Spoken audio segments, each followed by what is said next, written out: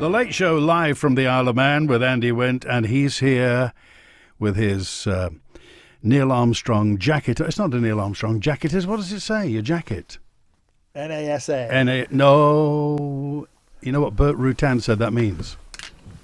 Go on. No adult supervision apparent. NASA. Very...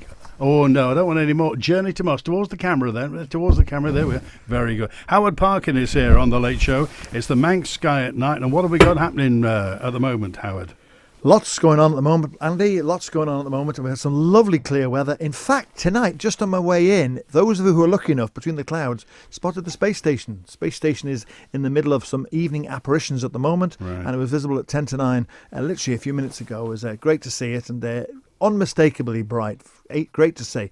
We'll talk about that a bit later on because it's visible now the next few nights. Over the Easter weekend, it's going to be visible, so I'll give you the times of that later. Okay. But the one thing I must talk about is a few people have asked me already, what's this very bright object in the evening sky at the moment above Peel? Yeah. It's the planet Venus. Absolutely. Yes. Beacon, shining like a beacon in a lovely blue, dark blue sky, sort of about 7 o'clock, 6:30, 7 o'clock. Absolutely unbelievable. Brilliant looking at it. And that's the planet Venus. And if you wait a little bit longer, around midnight-ish time, and look towards the east, towards the other horizon, you'll see another quite a bright star. Not as bright as Venus, but that's Jupiter. So we've got Venus in the sky and Jupiter, both not at the same time. Just about, you can't get them both at the same time at the moment, but we will do later in the year. Of course, the other thing that's happening is we've got another blue moon. There's another blue moon. Very on bright Saturday. at the moment, isn't it? The moon. It's lovely. Very lovely. bright. It's not at its closest to us. It's not a supermoon this time round, but it is. It's lovely to see, and I think it's a lot of astronomy is to do with the time of the year you do it. Everyone gets used to the skies getting dark in late September, October, and of course they see the stars then. And the same thing's happening as the skies are getting lighter. When you see an object like Venus or the moon in the lighter sky, in the not dark sky, it stands out more and it makes people realise it. But we've got the blue moon, of course, on Saturday, and that's why it's Easter the next day. Why is that? Because Easter is determined by the first, you take the vernal equinox, yes, which is the 21st, or the 20th was this year. The next full moon, the following Sunday, will be Easter Sunday. So that is why. Full moon on Saturday, therefore it's Easter Sunday on Sunday. Now you know. So whenever you're working it out, whenever you want to know, just get a lunar calendar, find out when Easter Sunday is. Sorry, find out when the full moon is, and Easter Sunday will be the following one after the 21st. Very early this year, isn't it? It is early. Now, it can be, of course, vernal equinox 21st of March, or usually 21st, it can be 20th or 22nd. If the moon had just been full before that, you could wait 4 weeks, and then another week. So you can actually wait 5 weeks from the vernal equinox. Easter can be as late as the 28th of April. But that's not often that happens. In fact, I think it happened a few years ago. I think we had about the 26th, something like that. But we're back into a period of a few earlier Easters now. Okay, more planets around as well, aren't there? Yeah, there's lots of planets around. We had Mercury earlier in the month, and Mercury was the elusive one, which you don't see very easily, and that was visible in the evening sky. But it's going to come back round again and going to be visible in the morning sky in early May, and we'll talk about that next month. But Venus, as I say, very easy to spot in the western sky. Jupiter, very easy to spot in the morning sky or the eastern sky. And we've also got Saturn and Mars quite close to each other in the constellation of Sagittarius. Now, difficult to see because they're both very low down and not as bright as Jupiter or Venus. But if anybody knows the constellation of Sagittarius, and anyone who knows anything about the constellations will know that the shape of Sagittarius is an ancient teapot. We call it the teapot asterism. And Mars and Saturn are both just above. Saturn to the right, Mars slightly to the left of it, and the teapot just below them. Well worth looking out for, but not particularly impressive. But all these planets are coming to what we call opposition in the next few months. That's when they're opposite part of the sun to the sun, opposite part of the sky to the sun, exactly opposite. So we've actually got a run of oppositions and good visibilities. But Venus and Jupiter dominate the sky at the moment, and if you get a chance, look for them. Venus you will not miss. Very easy to spot indeed. Howard Parkin's with us on The Late Show tonight for the Manx Sky at Night. So you say the stars are easy to see at the moment. What should we particularly look out for? Well, the stars of winter are all falling down now. The Orion, standing upright in the middle of winter, is now leaning over to his right, and he's falling over, as I always say, and that's a true sign of spring, leaving behind the just about visible constellation of Gemini. But in the southern sky, almost due south, around midnightish time, there's a very bright star called Regulus. Regulus is the principal star in the constellation of Leo.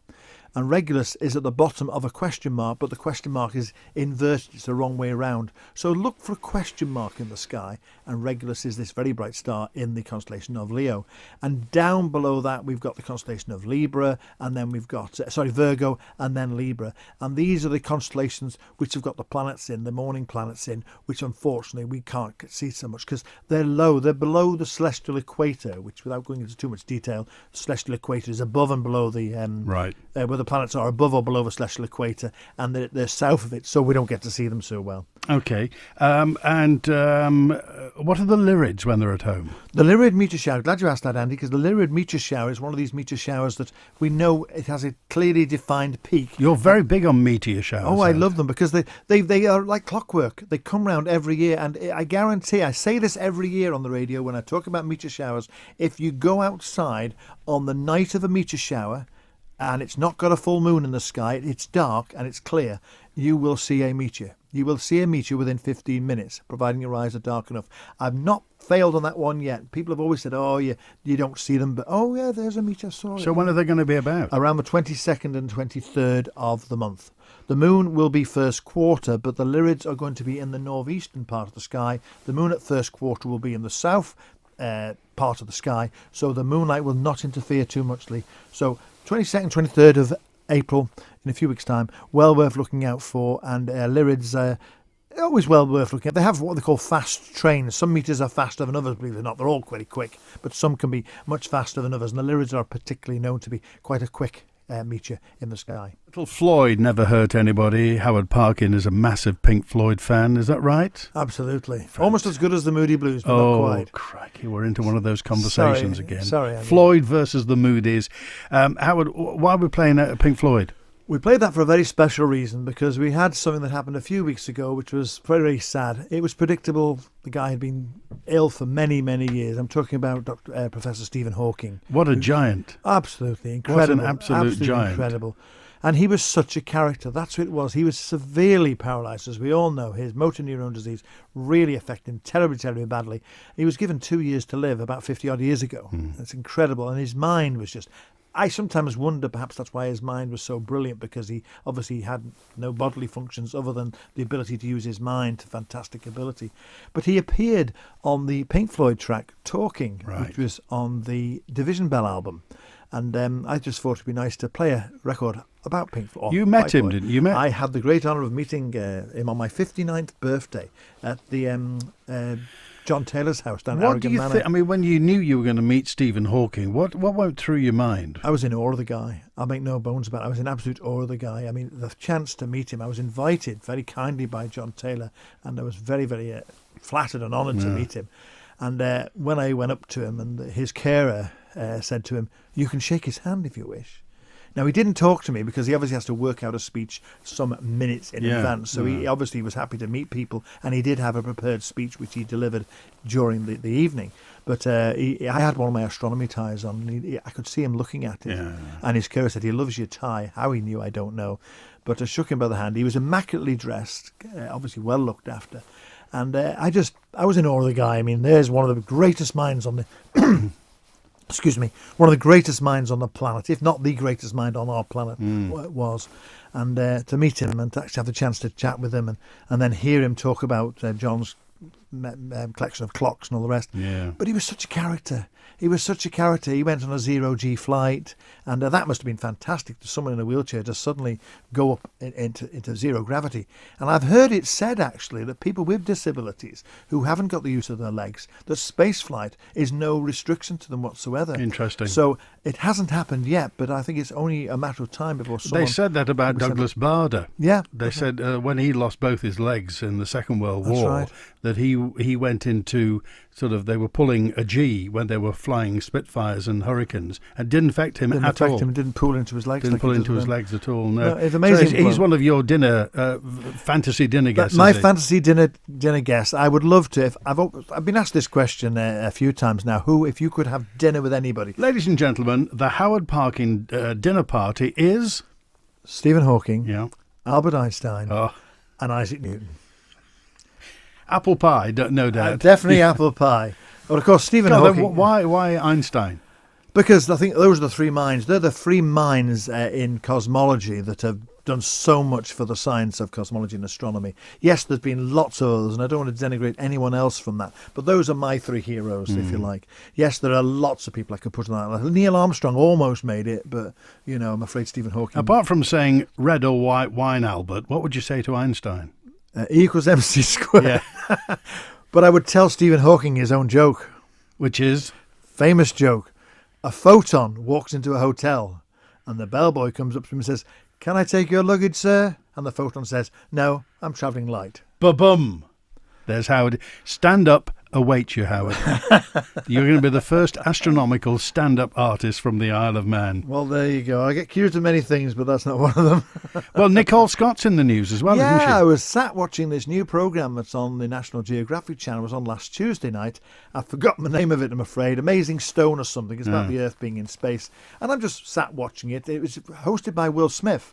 The well-known actor, Yeah. and he hosted it. And Hadfield, the Canadian astronomer, we were talking about kind of a little bit earlier on.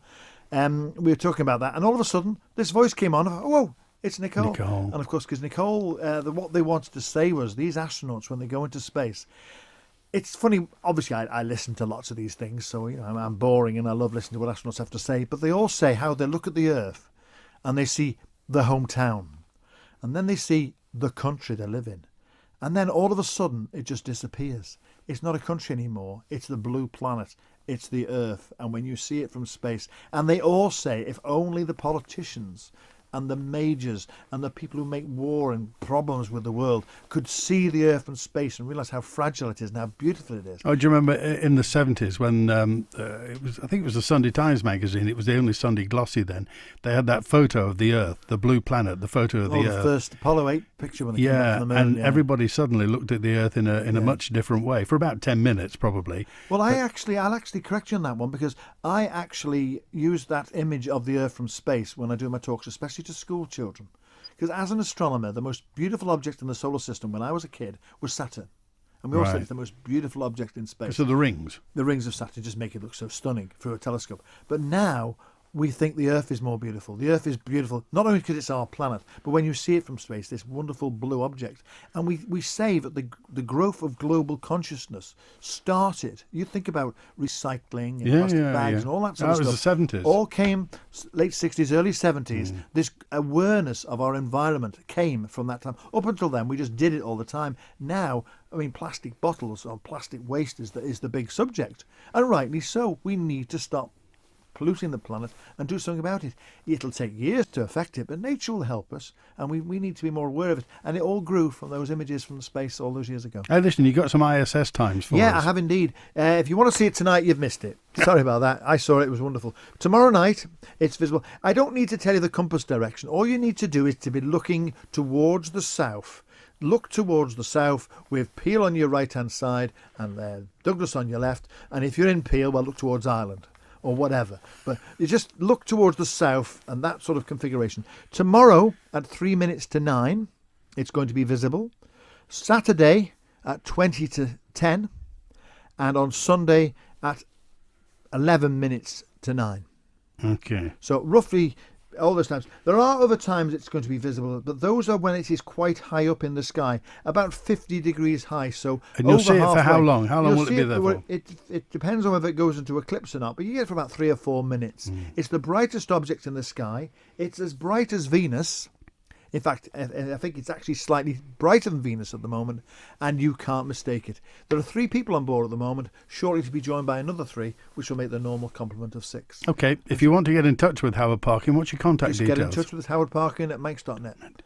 Astro Manx. And there's the Astro Manx website as well. He's absolutely everywhere. Absolutely. Howard, right, the time flies by. We'll do it next month. How about that? Yes, please. Yep. 26th of April, the next one, Andy.